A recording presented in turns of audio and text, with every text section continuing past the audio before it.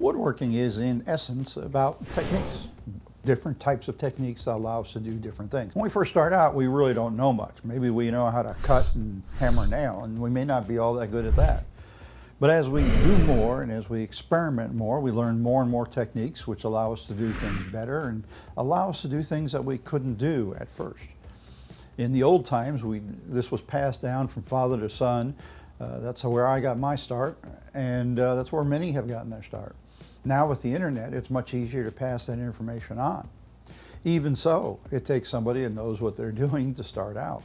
There are some techniques which seem to be going by the wayside because they've been replaced by other things. For example, the mortise and tenon joint, which is a staple of woodworking and has been for centuries, has largely been replaced for a lot of people by either using pocket hole screws or by using dominoes.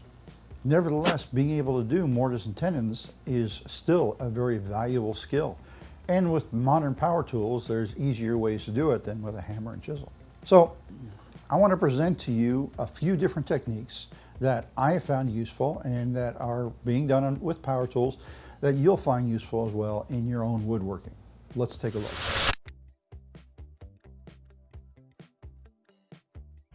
The traditional way to assemble furniture, whether we're talking a dining room chair or a trestle for a table, is with mortise and tenon joints.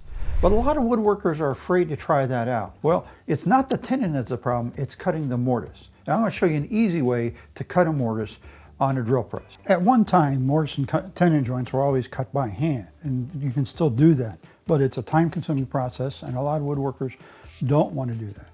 So there is machinery available to do it. There's actually a machine, it's called a mortise cutter. And it's a specialty tool. It's used just for cutting mortises. You would find one in a furniture shop, so, whether it's a custom furniture shop or more of a production factory. They'd be likely to have something like that. But that's a bit expensive for you and I as home woodworkers, and I don't have one. Well, what I'm going to show you is how you can convert your drill press, assuming you have a drill press. The drill press is a whole lot cheaper than the mortise machine to do this. And it requires adding this to your drill press. Now this part is there just to hold this part and keep it from turning.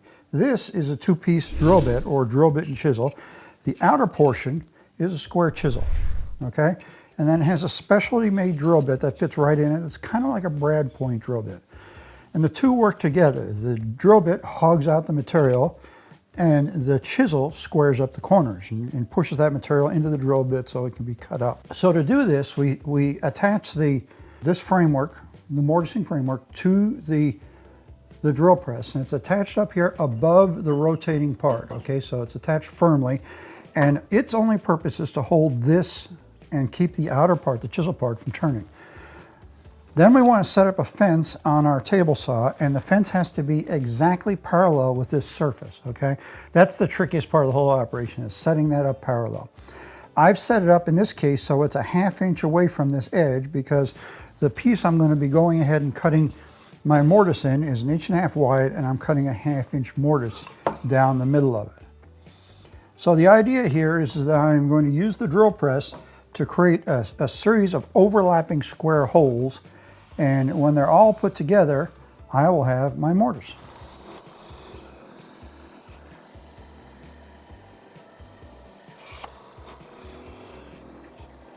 The finished piece doesn't exactly look great when it comes out of the mortising process because the edges are scalloped from cutting so many different slots.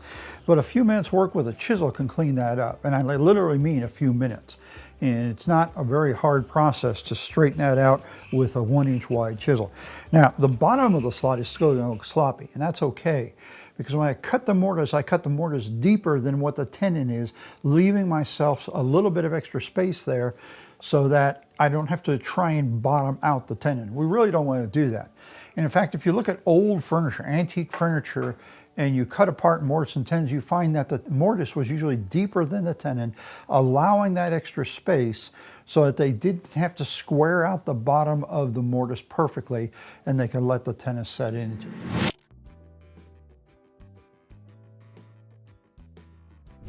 Mortise and tenons are a great way to join wood together. And I'm going to show you how to cut tenons on your table saw. First, you're going to need a tenoning jig like this, okay? This is made out of scrap, and it took me a whole 15 minutes to put it together.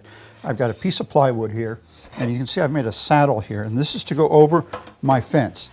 It needs to fit snugly over the fence, enough that it doesn't really wobble much, but not so snugly that it doesn't move smoothly, okay? So there's two things that are critical here. One is that this is exactly square, and the other is that this is exactly square.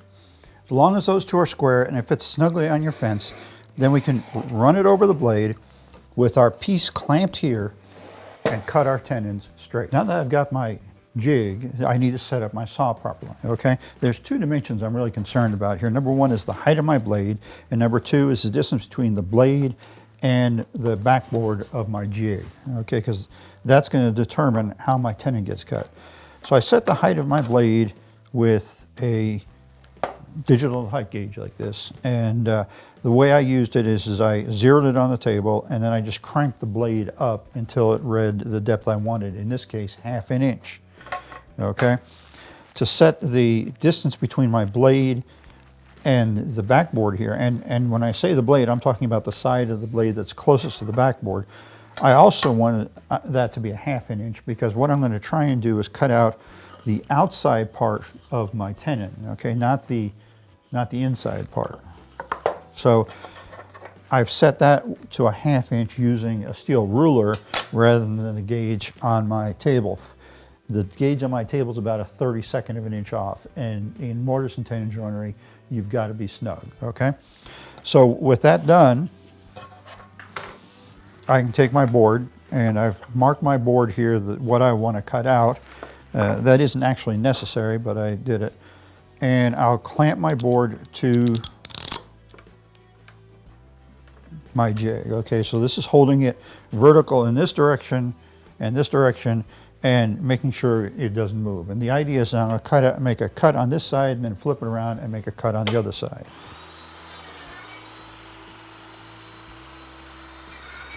Okay, so the results of that is I now have two slots going in here, but I still don't have a tenon. I've got to cut it the other direction as well. So I'm going to use the miter gauge on my table saw to do this. I've got a slider, so I'm going to use the miter gauge. If I did not have a slider, I'd probably use a sled, a miter sled, or a crosscut sled on the table saw. I've gone ahead and reset the height of my blade to 1/4 of an inch, because that's how much I need to cut out of there. So there's the result of my second cut. I've got both shoulders cut off here, okay? And my tenon sticking out, but I haven't put the shoulders on these two parts. Now I could do that on a table saw just as well, but I find it easier to do that with a hand saw. So I've got my piece chucked up in my vise here, and I'm going to use a little L-shaped block as a guide for this cut. And I'm using a Japanese saw. This is actually a dovetail saw. I like the Japanese saws because they cut on the pull stroke.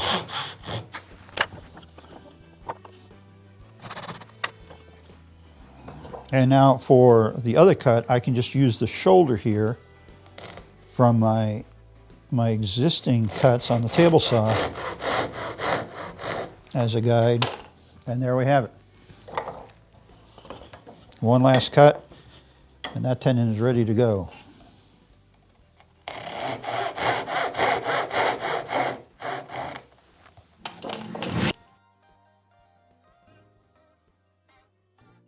The purpose of jointing boards, running them through the joiner to give us nice, clean, straight edges, is so we can edge glue boards together. Now, there's other reasons you might do that, and actually most of the lumber you buy in the lumberyard has already had that done to it, assuming it hasn't warped, of course. But if you're going to use hardwoods, if you're going to buy hardwood from a hardwood supplier, it's not going to be jointed. What do? Well, the old-fashioned way is to use a joiner plane. That's a long plane, very long flat shoe that allows you to make a long cut, and you make sure you can get those waves out of the board. Works great. It still works today. And you can buy modern joiner planes that have a cast iron shoe instead of a wood one like this one, but it's a lot of time and a lot of work. Okay, what if you don't want to do that? And you don't have a joiner? Well, you can joint boards on your table saw. Now, there's a couple of keys here, one of them being that your table saw runs true. And I mean by not having a lot of waver in your blades, because you don't want a lot of sawtooth marks in there, okay? The other is that your fence has got to be exactly parallel with your saw blade. Otherwise, you're not going to get a clean, straight cut. Okay, so assuming we've got those two things, what do? Well, I don't have either of these edges that I know is straight, but here's a board that I know is straight. So what I'm going to do is attach this board to this board, and I'll use one of my favorite clamps for this, double-sided masking tape.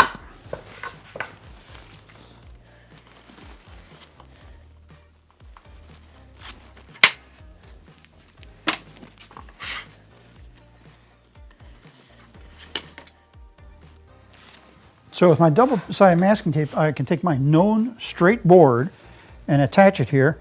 And it really doesn't matter if this is absolutely parallel with the edge of my board, because I'm going to create my own parallel here, okay? So with that done, I can run this through my saw and cut this edge straight. So I'm going to move my fence over, so I'm just cutting off the minimum of what I need to do.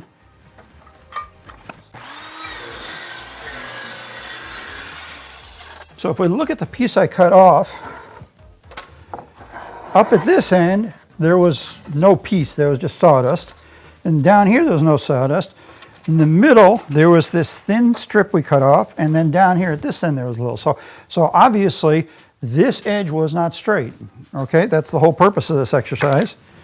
So now I can take this piece off, and I know this edge is straight, so I can set it up here.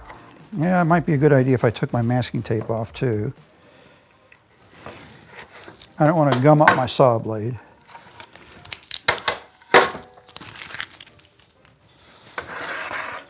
And I can reset my fence, and it's up to me whether I take off all my wane or not, okay? I'm going to go ahead and set it to where I think I'll get rid of all my wane. And now I can do this edge. So now I know that I've got two edges that are straight and parallel to each other. And I still haven't done anything with the surfaces, okay? Typically you'll do one edge and then do your surfaces and then do the other edge. It can be done either way. So I now have two edges that I know are parallel to each other. I know they're perpendicular to the face because I set my saw blade perpendicular using a square.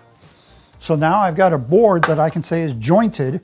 Other than planing it, it's ready for edge gluing. There's another way the table saw is really useful as a jointer, and that is if you do a glue up and it doesn't come out right. Now you may not be able to see this on the camera, but there's a little bit of gap here and a little bit of gap here, even though the middle part of this joint is nicely glued together, okay?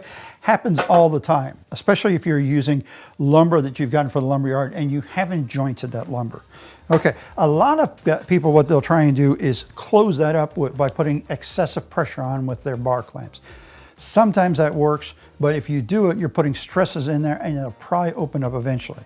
Okay, so what do you do if this happens? Well, you joint it on your table saw. And what I mean by that is I'm going to go ahead and cut this line on the table saw. So I'm going to set my fence so that my cut will literally be right down the center of where I've got these boards jointed together.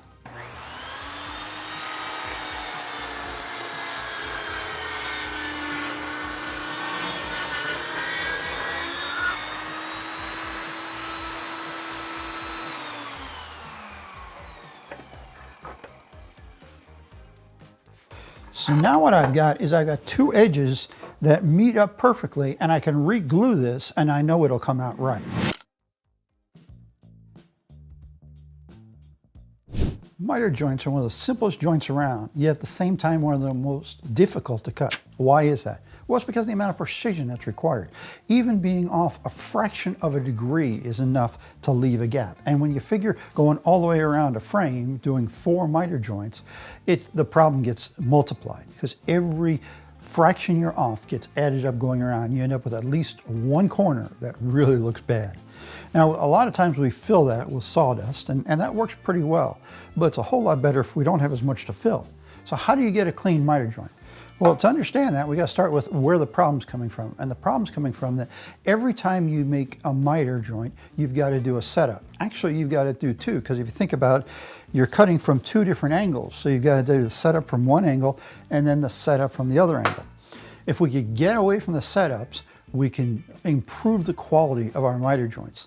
And that requires some sort of a fixture. And the fixture I recommend is using a miter sled on a table saw. Now, I've used miter saws, and I've got a radial arm saw sitting back here, and I've done good frames, good miter joints on both.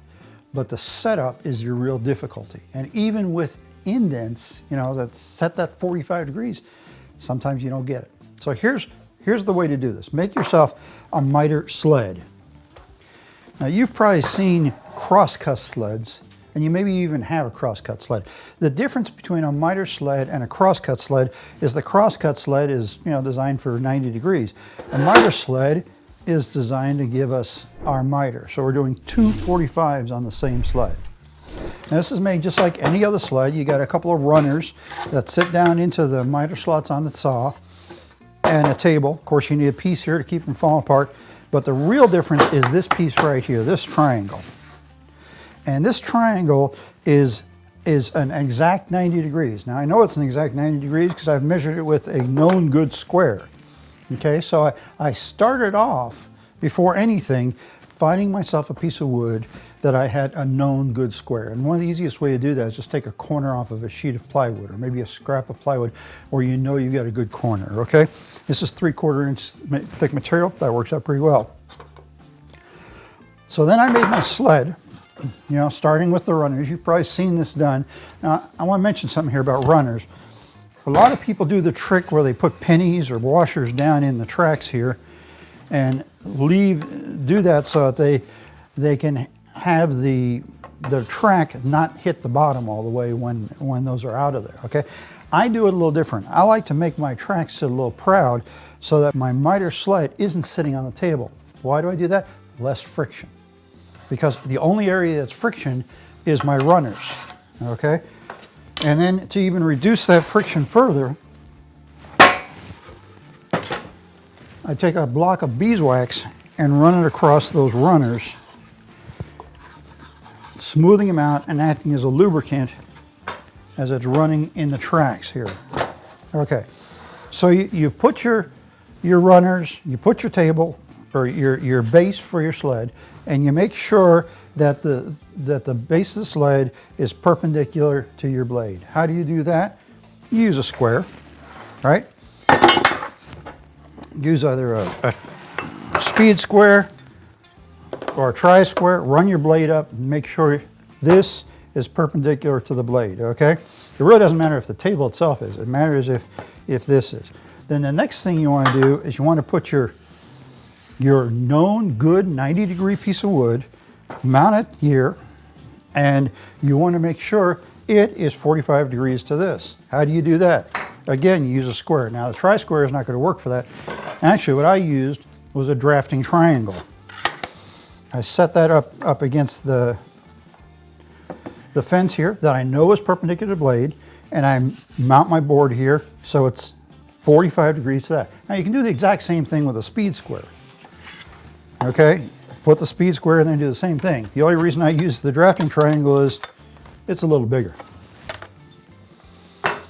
So now with that made and all attached together, I can use it to cut my pieces, okay? But here's what I want to show you. Here's the trick to making sure it works every time, even if your sled's not perfect. First, I'm going to cut one piece.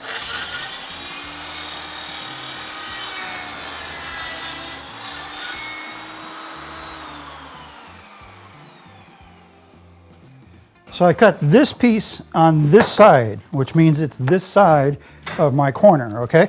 Now I take the other piece and cut it on the other side. You always want to make sure you cut them on opposite sides.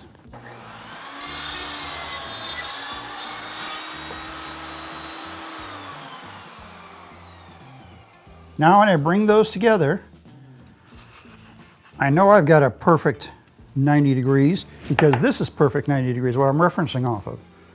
And we can check that out by putting our square in here.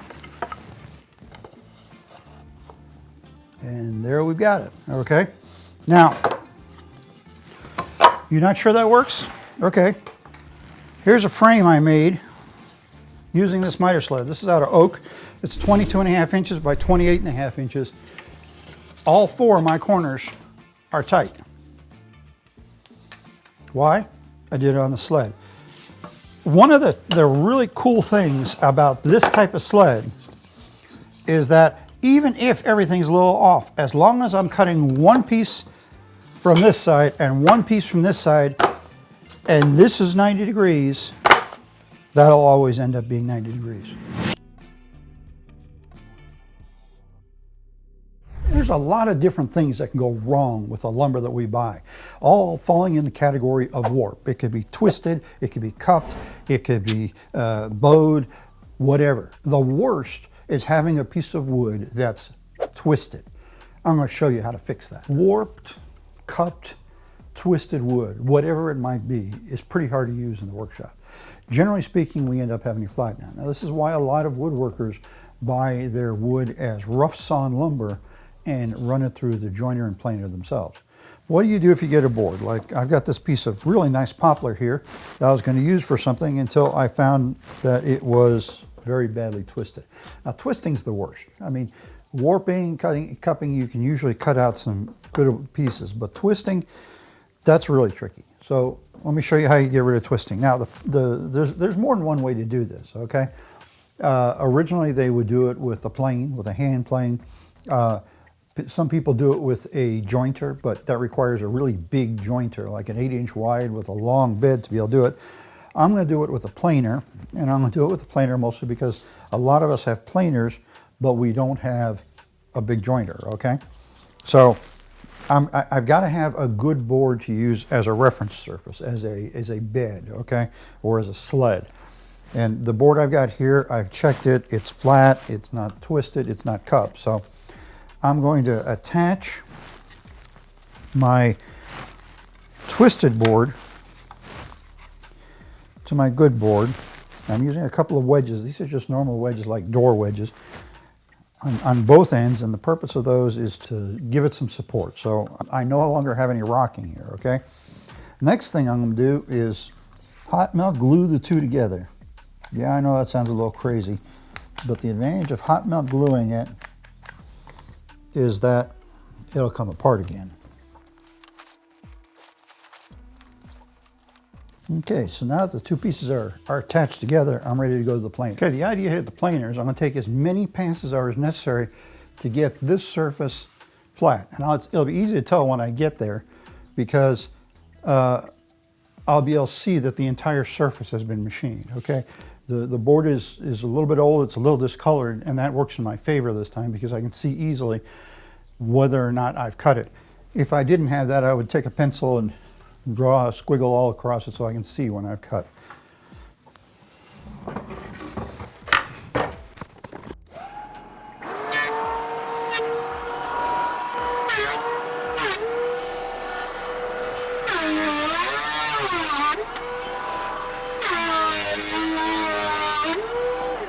I've lost a little bit of thickness off my board, but as you can see, the entire surface here has now been planed. So this side I know is not twisted. Now I got to deal with the other side. Okay, so my next step now is to take the two boards apart, which really isn't all that hard. Although the planer puts an awful lot of force on the boards when it's cutting, the rollers actually keep things stable. So it doesn't take much to take the two apart. As we can see, that side of the board is no longer rocking, so I've accomplished what I want to do. Now what I've got to do is make this side of the board parallel to this side. So I'm going to have to go back to the planer and plane this side. Hopefully I won't have to take off a lot.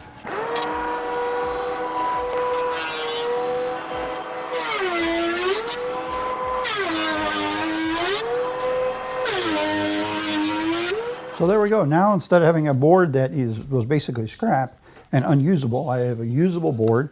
Both surfaces are parallel with each other. Now I have lost a little thickness in the process. This board started out as normal S4S, which is 3/4 of an inch thick, and it is now about 100 of thousandths less. So it's basically just a shade over 5/8 of an inch thick. It's still usable. Now, I need to keep that thickness in mind because whatever project I use it on, I can't edge glue this with 3/4 inch pieces. I'll have to use it in some other way. But it's at least now it's usable lumber as opposed to before when it was essentially scrap. Dominoes are the big thing in joinery today. A lot of people like to use them. You see a lot of videos where people are using dominoes for joining things together. Let me say first, you don't need dominoes to make the wood strong. The wood's strong in and of itself. The dominoes aren't going to change that. Where dominoes really come in a lot of handy though, is for aligning pieces. Let's say you're trying to make an edge glued tabletop and you're concerned about warpage, or even if you're dealing with slabs and you're trying to get them aligned right. Those dominoes can make a lot of difference, okay? But that $1,000 machine is a little rough to pay for. So I'm going to show you how you can do the exact same thing using a $39.95 Doweling jig. Now, this is obviously for doing doweling. We're not going to be doing doweling with it. But one of the things it allows us to do is put two bearings in, or put two bushings in 3/4 of an inch apart. And so I've got 2/4 inch bushings in here. Now I'll go ahead and mark two pieces of wood here, 3/4 of an inch. And we want to make sure we get the exact same marks on both pieces. That is critical because we want to drill obviously the same holes in both pieces, okay? So I'm going to start with this one here. And I'm going to go ahead and put my jig on here. Now, there's a little window down here where I can align those two marks with the center line of these two bushings. Now with that done, I'm going to drill 2/4 inch holes in here where those two bushings are. So now I've got two holes, but that's not enough. I still want the rest of my slots. So all I've got to do is move my jig over a little bit and drill a series of overlapping holes between those two outer holes. Okay, so now I've got a slot, although it's kind of scalloped a little, and we'll just allow the flutes of the drill bit to clear that out. Okay, so there's my slot in one piece. Now I need to do the exact same thing in the matching piece. Remember, the only time we need to use both holes, both bushings, is for that first pair of holes. Everything else is just done with one.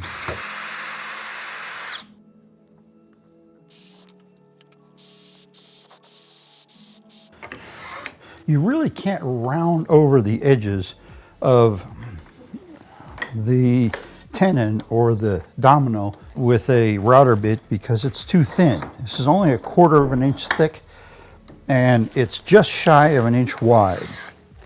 So what I'm doing is rounding it over with a block plane, which really only takes a few strokes. Like that. And then I can cut it to length and have my dominoes. Now, other than cut nice and neat, I can go ahead and put in my domino.